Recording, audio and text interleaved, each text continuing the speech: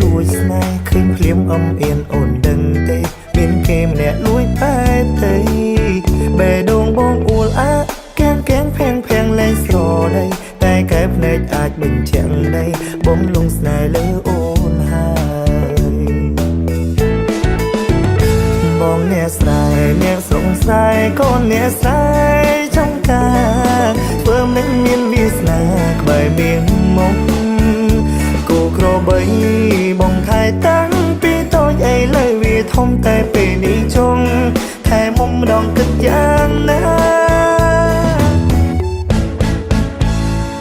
ល្អអើយល្អទាំងកាយទាំងចិត្តនោនធ្វើឲ្យបងគេនឹកថ្ងៃគិតយកគិតអិនស្បាយ